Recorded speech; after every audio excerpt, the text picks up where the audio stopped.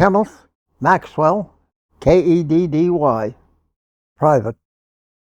I was born right up here where Greenwood is. The 18th September 1922, right where the airport is now.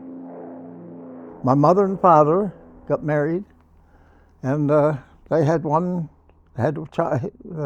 child born in 1920, and he only lasted a couple of months, I guess. And then I was born in 1922, and my brother was born in 1924. And father and mother broke up. He ended up going clear across to British Columbia and back. I don't know why. I never heard. I wished I would have thought of it in mass. Something else I'll never forget. I was in with my grandfather and grandmother, his mother and father. We was in the living room, and I was out somewhere, and I come back in, and Elvis Armstrong, our next door neighbor, was there, and this other guy. And of course, I'd never seen my father. My grandmother said to me, she said, "Kenneth, this is your father." I said, "Father?" I'll never forget it. I didn't even know what father was, hard to believe, isn't it? Oh, boy, an awful thing to have to go through. And after they was to part all that time, they got back together again, and they had 3 more children.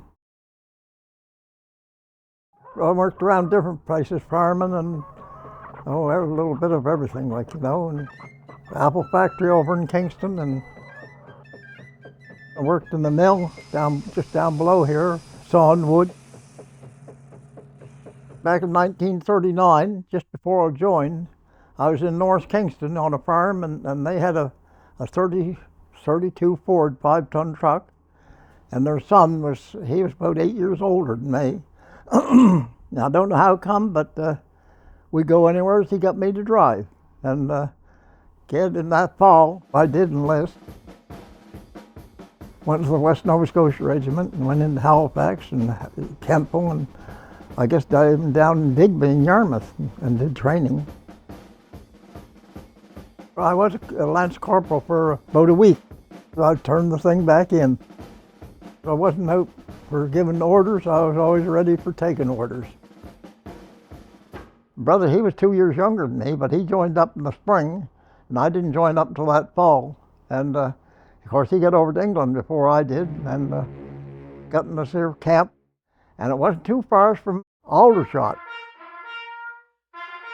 When I landed there, that's the same camp I got into, and him and I got together, and we wasn't very far from where the camp was to where the Aldershot was, so went up to see what it was like.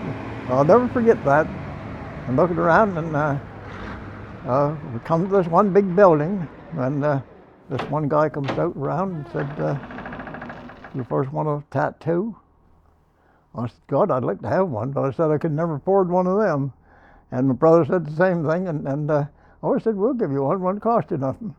So there's mine, and he got one right on his arm too. Something to remember. When we left England and went to North Africa, I didn't count them, but I'd say there must have been at least a half a dozen ships of us going down there. A bunch of us on the deck and looking, and this ship that was alongside of us, and sometimes all you could see was the mast sticking up, and then it'd be down under a wave that was so big, and then you'd almost see one on top of a wave and see the propeller going around and around. Boy, I'm telling you, it was rough. There was a whole bunch of English on with us on that ship going down there. Pretty well every one of them got seasick. None of us did. When we first landed up in North Africa, we went training up. I can't remember the name of the place now. Just all seemed to be all together as a happy bunch. I can't remember who the guy was, but we both had the same kind of stuff to eat. It was a can of corned beef or something like that, I think it was, if I remember right, something like that. And we decided that we'd eat the one for dinner, and then the other one have it between the two of us for supper. That's the way we did every day pretty well. And it wasn't too often much. There was bread and stuff, and wasn't too often much, but when you was in the front lines way, There wasn't too much victory of any kind of stuff to eat. But it kept us going. All of a sudden, we went to Italy, just outside of Naples, I think it was, outside of Naples, and put us in the front lines, and maybe 3 and 4 of us together, like, you know.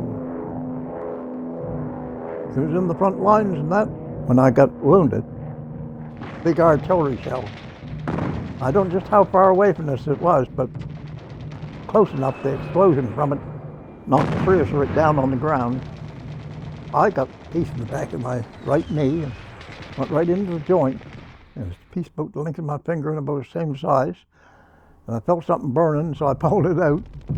And I looked at it and I thought it's no good to me to put that in my pocket, take it back home with me, because I'll never make it back home, most likely. So I threw it back to the Germans. I'll never forget, you know. They got wounded, and it must have been maybe a chunk of shrapnel that come back into their stomachs, and they passed away when they got to the hospital just after. I wished I'd known who they were, and well, I knew one fellow was from Cape Breton, but that's all. And the whole time I was in there, all the place went through, never found out, never asked anybody. Nobody ever asked me where I was from or who I was or anything, you know. We never inquired one or another. After we went to the hospital, I only stayed in there the one day because it wasn't bothering me any much. There was a bunch of these guys wanting volunteers to go with the 1st Special Service Force. I never heard tell of it, and I don't know how many of us went with it, but got away from the West Nova Scotia Regiment and joined the 1st Special Service Force.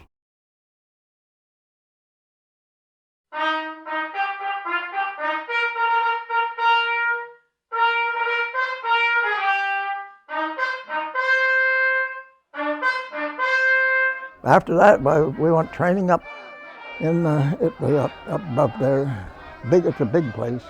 Anyway, and then we went from there, and there was an island just up the top side of Italy, and we went on there, and I guess when the Germans heard that it was a Special Service Force, they somehow got a ship to come in and jumped aboard it, and they went to the French shore. They never fired a shot at us, and we never fired a shot at them. Hard to believe in it, you know. You know, it never had nothing to do with the Special Service Force. And there's another thing I can't ever forget. When we first landed up in southern France somewhere, where there was a big castle. And I thought, that's funny. I never knew there was any castle other than Scotland and England, you know. The underground took us in there and took us way up around in behind and come in behind the Germans, you know. This one guy come up, and there was a half a dozen or more Germans with him. I was alone, and in perfect English, he said, you know what, you fellas are good. He said, you know what you fellas should have done is joined the Germans. I had a good mind to shoot him. But I thought if I shoot him, I'll be getting shot, so I didn't bother. Everything went on, and after we was in that castle for quite a while, they had them big tube things up, like, you know, and big round cement, I guess they were. And I was up on the top of one of them, and I looked and I see this 5-ton truck coming down the street, coming right into the castle. I thought, I wonder, my God, is that German outfit coming in here and going to blow the place up? So I had my rifle with me, and I aimed it right into the radiator, and I fired. And it must have hit the radiator, because that thing, it come to a bang where it stopped. Door opened, and he jumped out and run. I don't know whether he was French or German or what he was. After I fired that shot, that there wasn't too much of anything else I ever did. And it wasn't too long after that everything broke up and called it the end of it. I'll never forget that. I'm glad that I was with him, that's for sure.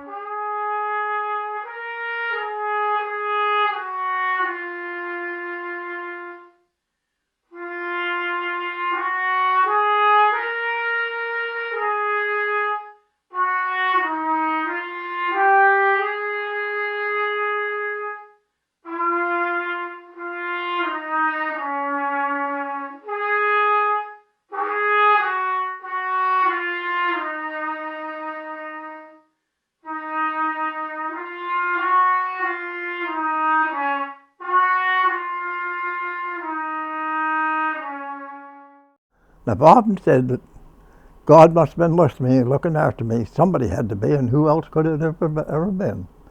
You know?